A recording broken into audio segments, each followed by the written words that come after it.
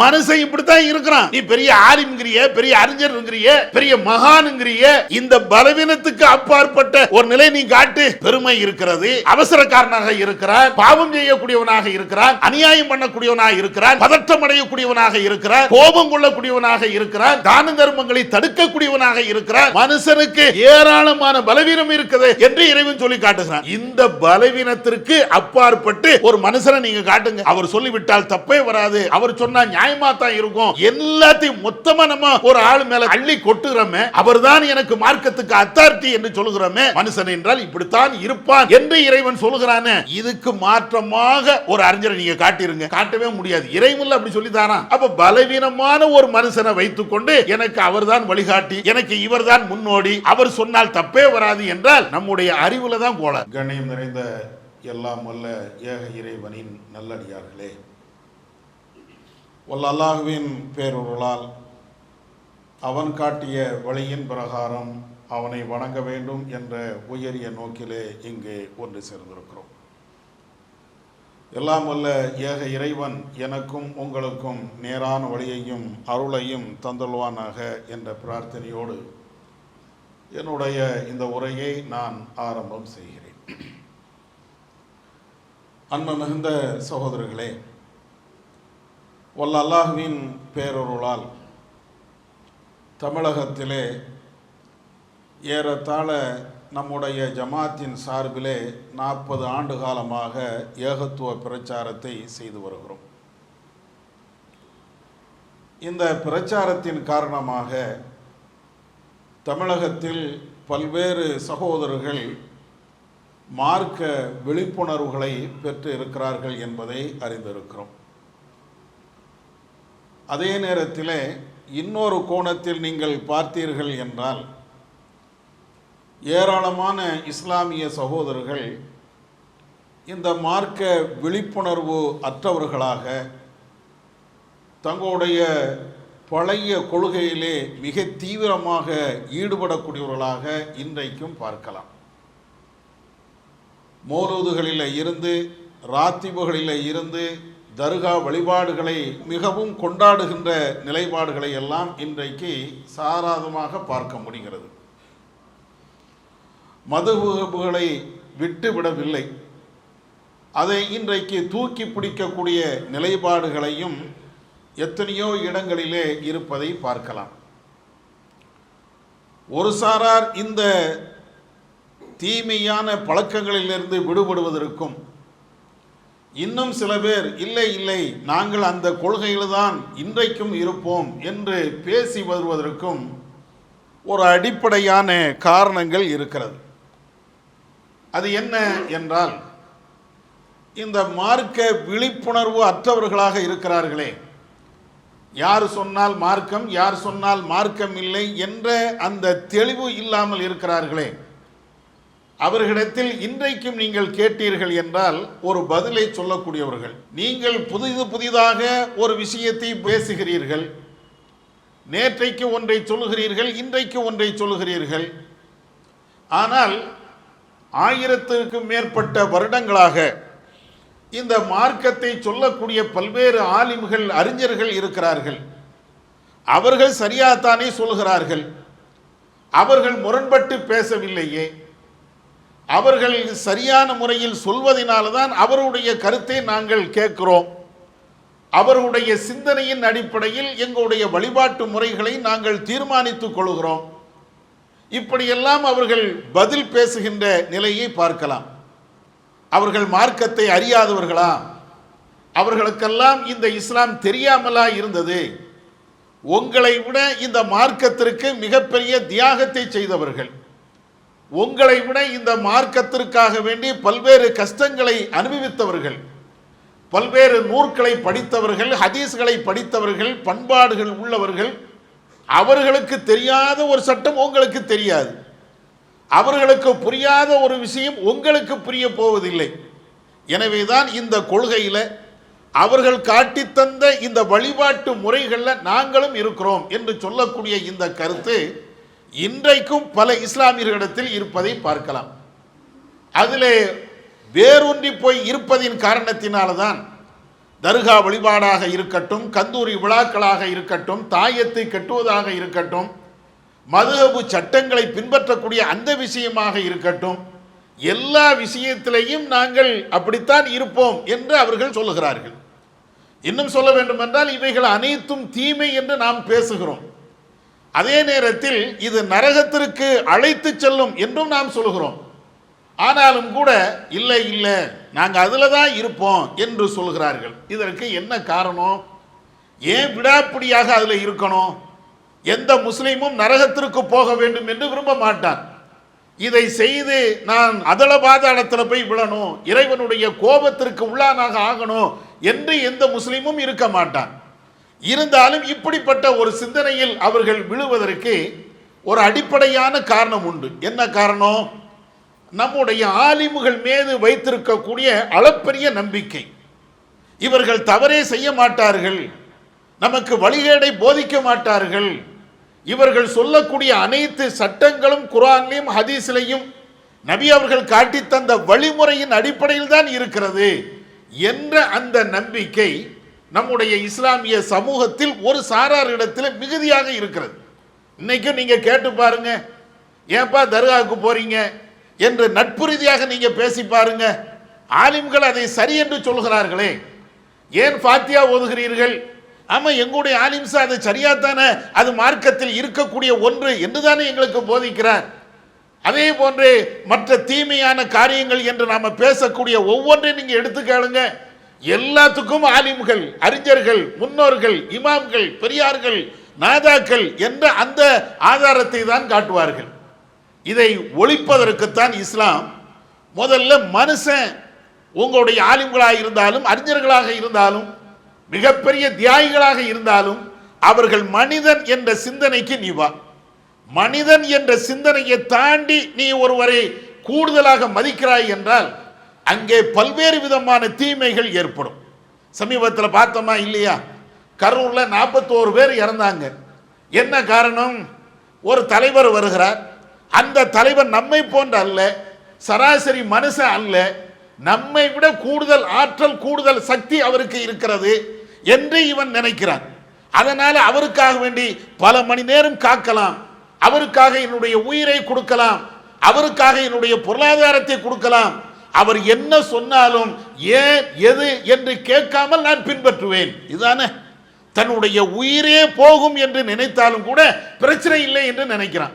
அப்ப நம்ம மக்கள் மார்க்கம் என்றால் அறிஞர்கள் தானே, மிகப்பெரிய தியாகிகள் தானே, சராசரி மனுஷனா என்று நினைக்கின்ற பொழுது இந்த மார்க்க ரீதியாக பல்வேறு தவறுகளையும் இவர்கள் தன்னை ஆட்படுத்திக் கொள்கிறார்கள், தவறு என்று தெரியாமலேயே. இதுதான் யதார்த்தம். மார்க்கம் அழகாக இதற்கு போதிக்கிறது.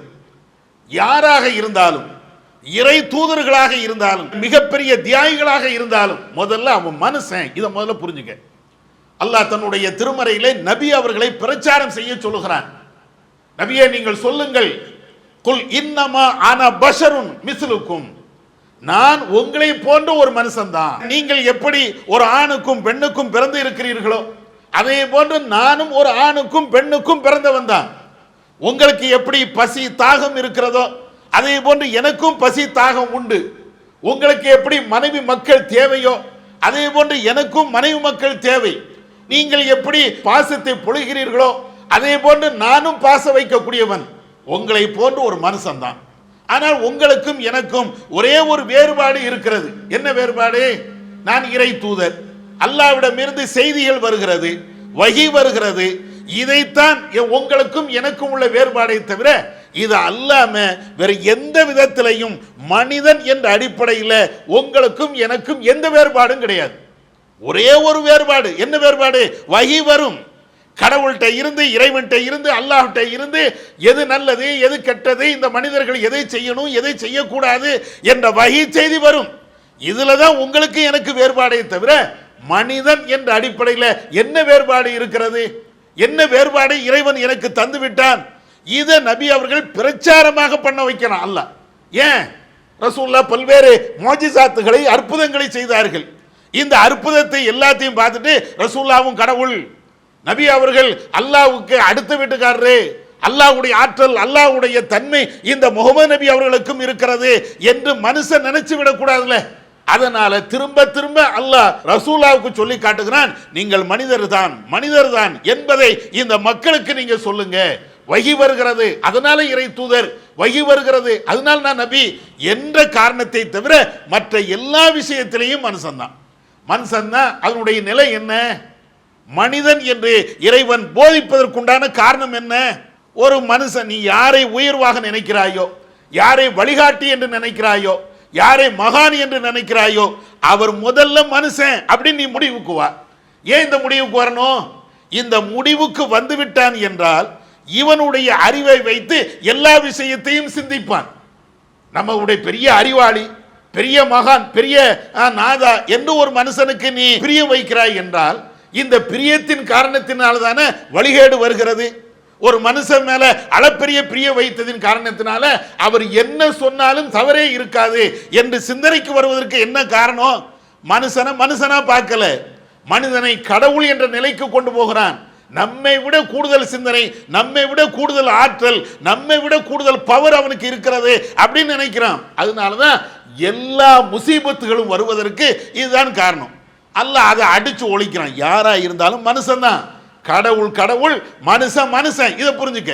அப்ப மனிதன் என்றால் அவனுக்கு என்று சில பலவீனங்கள் இருக்கும். அல்லாஹ் குர்ஆனிலே சொல்லி காட்டுகிறான், குலிகல் இன்சானு லைஃபா. எந்த மனுஷனாய் இருந்தாலும் பலவீனத்தோடு தான் அவனை நாம் படைத்திருக்கிறோம். நீ மகான் என்று நினைக்கிறிய, பெரிய பெரிய அறிஞர் என்று நீ நினைக்கிறிய, பெரிய பெரிய நாதா என்று நினைக்கிறிய, அவர் இந்த வசனத்துக்கு அப்பாற்பட்டவரா? குலிகல் இன்சானு லைஃபா என்று இறைவன் சொல்கிறானே, மனிதன் பலவீனமானவன் என்று இறைவன் பேசுகிறானே, இதுக்கு அப்பாற்பட்ட ஆளா? நம்ம என்ன நினைக்கிறோமே, பெரிய அறிஞர், பெரிய மகான், அவருடைய கூற்றில் தவறு இருக்குமா? அவர் சொல்லிவிட்டால் மாற்று கருத்து இருக்குமா? மனுஷனா இல்லையா? முதல்ல சொல்லு. அவர் மனிதனா இல்லையா? மனிதன் என்றால் அவரிடத்தில் பலவீனம் இருக்கும். இறைவன் அப்படித்தான் சொல்லி காட்டுகிறான். என்னென்ன பலவீனம் இருக்கும்? அல்லாஹ் குர்ஆன்ல மனிதனுடைய பலவீனம் என்று நீங்கள் பார்த்தீர்கள் என்றால் ஏராளமான பலவீனத்தை இறைவன் சொல்லி காட்டுகிறான். அதுல ஒரு பலவீனத்தை இறைவன் சொல்லுகிறான், வல் யுரீதுல் இன்சானு லியஃப்ஜுர அமாமா. மனிதன் பாவம் செய்ய வேண்டும் என்றே விரும்புகிறான். மனிதன் பாவம் செய்ய வேண்டும் என்றே விரும்புகிறான். இறைவன் இப்படி சொல்லி காட்டுகிறான். ஒரு மனுஷனுக்கு இருக்கக்கூடிய மனிதன் என்ற நிலைக்கு ஒருவன் வந்துவிட்டான் என்றால் கண்டிப்பாக அவன் பாவம் செய்யணுமா? நபிகள் நாயகம் ஸல்லல்லாஹு அலைஹி வஸல்லம் அவங்க சொன்ன அந்த செய்தி முஸ்லிம்ல இடம்பெறுகிறது. அபூ ஹுரைரா அவர்கள் அறிவிக்கிறார்கள், நபி அவர்கள் சொல்லி காட்டுகிறார்கள், லவ்லம் துத்னிபு, ஏக இறைவன் மீது சத்தியமாக நீங்கள் பாவம் செய்யவில்லை என்றால் பாவம் செய்யக்கூடிய ஒரு கூட்டத்தை நான் கொண்டு வருவேன். அவர்கள் பாவம் செய்வார்கள், அவர்கள் பாவம் செய்துவிட்டு இறைவனிடத்தில் பாவ மன்னிப்பு தேடுவார்கள் என்று நபி அவர்கள் சொல்லுறாங்க.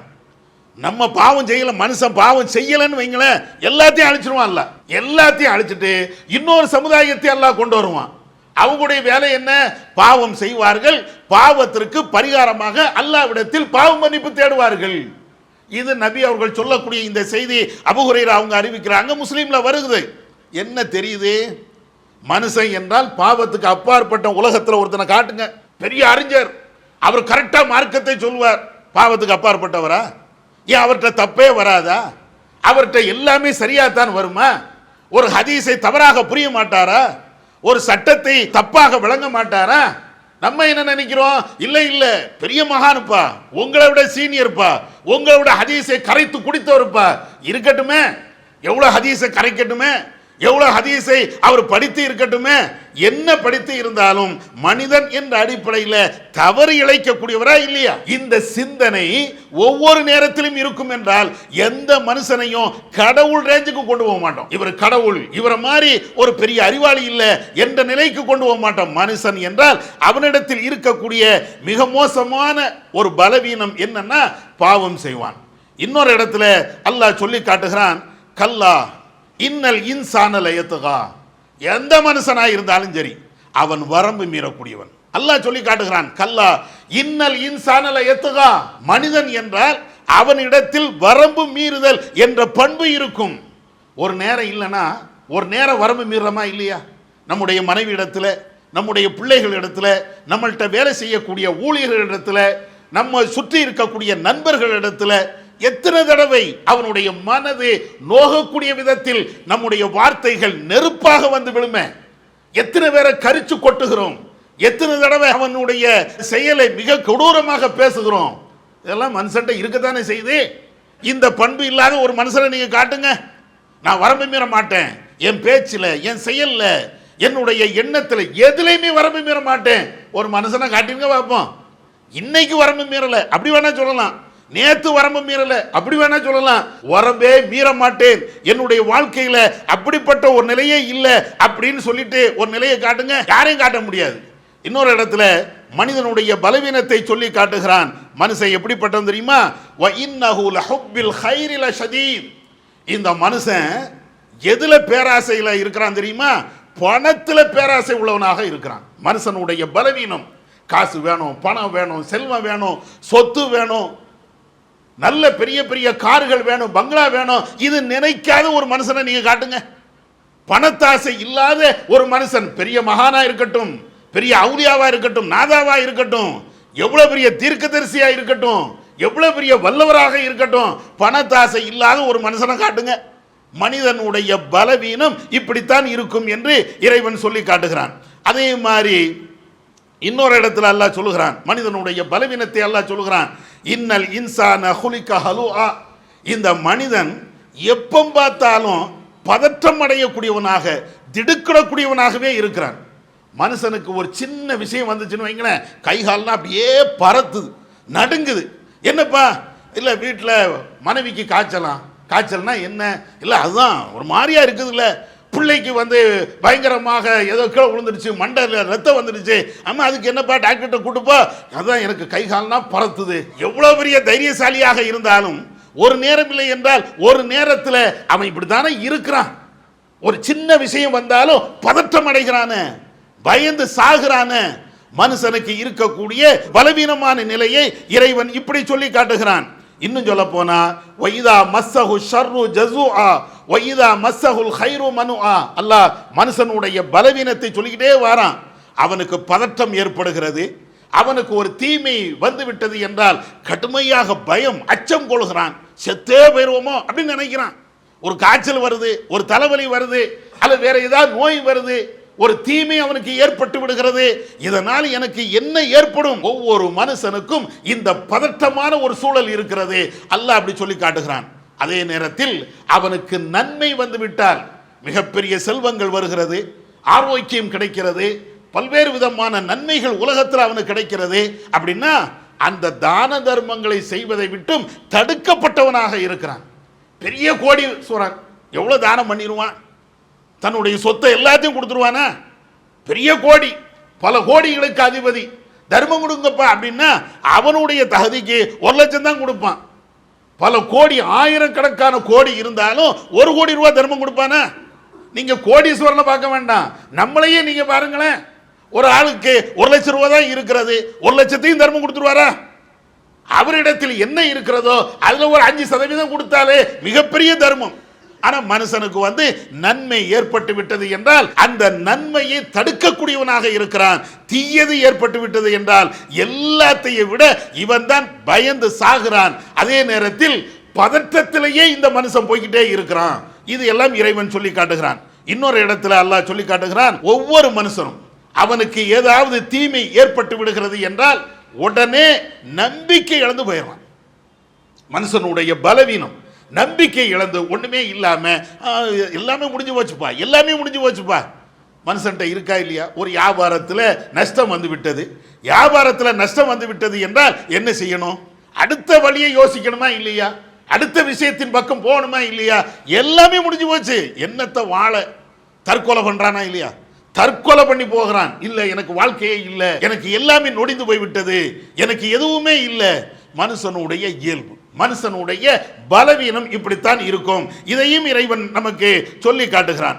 அதே போன்று இன்னொரு இடத்துல சொல்லுகிறான், எல்லா மனுஷன்ட்டையும் இத மாதிரி இன்னொரு பலவீனம் இருக்கும், பெருமை அடிக்கக்கூடிய அந்த பலவீனம். ஃபைதா மஸ்ஸல் இன்சான லுர்ருன் தாஹு. அவனுக்கு ஒரு தீமை ஏற்பட்டு விட்டது என்றால் அல்லாஹ்விடத்திலே அவன் அழைத்து பிரார்த்தனை செய்கிறான். அதே நேரத்தில் நம்முடைய அருளை அவனுக்கு கொடுத்து அவனுக்கு ஏற்பட்ட அந்த தீமைகளில் இருந்து அவனை நாம் பாதுகாத்து விட்டோம் என்றால் அப்ப அவன் பேசுகிறான், இன்னமா ஊதீதுஹு மின் இல்ம், இது எல்லாம் என்னுடைய அறிவுனால் வந்தது, இது எல்லாம் என்னுடைய உழைப்பினால் வந்தது. கஷ்டம் வரும்போது அல்லாஹ்விடத்தில் போய் கேட்கிறது, யா அல்லாஹ் எனக்கு தந்துரு, யா அல்லாஹ் எனக்கு தந்துரு அப்படின்னு கேட்கிறது.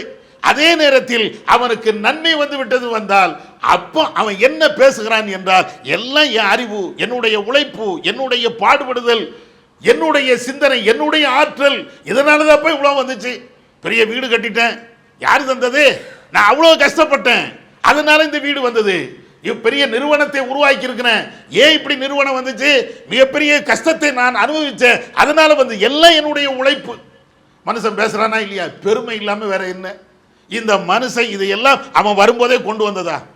அவன் உழைத்தான் என்றால் உழைப்பு இருக்கிறது. ஆனால் அந்த வருமானங்கள் அல்லது அந்த பரக்கத்துகள் எல்லாமே இறைவன் கொடுத்தது இல்லையா? மனுஷன் இப்படி ஒவ்வொரு விஷயத்திற்கும் பெருமை பேசுகிறான். இது எல்லாத்தை விட மனிதனுடைய இன்னொரு பலவீனத்தை அல்லாஹ் சொல்லி காட்டுகிறான், ஹுலிகல் இன்சானு மின் அஜல். இந்த மனுஷன் எப்போ பார்த்தாலும் அவசரக்காரனா தான் இருக்கிறான். எதை நீங்க பாருங்க, சென்னையில எல்லாம் இந்த அவசரக்காரன் என்ற இந்த வசனத்துக்கு ஒவ்வொரு செகண்ட்லையும் கண் முன்னால அந்த உதாரணத்தை பார்ப்போம். ஒரு டிராஃபிக்கில் நின்னு வைங்களேன், நிற்கவே மாட்டான். நம்ம எல்லாரும் வரிசையா நிற்போம், இப்படி பூந்து போகணும், அப்படி பூந்து போகணும், இருக்கிறவன் நீங்க கீழே தள்ளி விடணும். என்ன அவசரம்? எல்லா மனுஷனும் அவசரம். இங்க இருந்து அங்க ஒரு ஓடுவான், அங்க இருந்து இங்க ஒரு ஓடு வருவான். மனுஷன் இப்படித்தான் இருக்கிறான். நீ பெரிய ஆலிம்ங்கிறிய, பெரிய அறிஞர்ங்கிறிய, பெரிய மகானுங்கிறிய, இந்த பலவீனத்துக்கு அப்பாற்பட்ட ஒரு நிலை நீ காட்டு. அவசரக்காரனாகவே மனிதன் படைக்கப்பட்டு இருக்கிறான் என்று இறைவன் சொல்லும் போது இந்த நிலைக்கு மாற்றமாக இறைவன் சொல்லக்கூடிய, படைத்த ரப்பு சொல்லக்கூடிய இந்த நிலைக்கு மாற்றமாக ஒரு மனுஷனை நீங்க காட்டிருங்க பார்ப்போம்.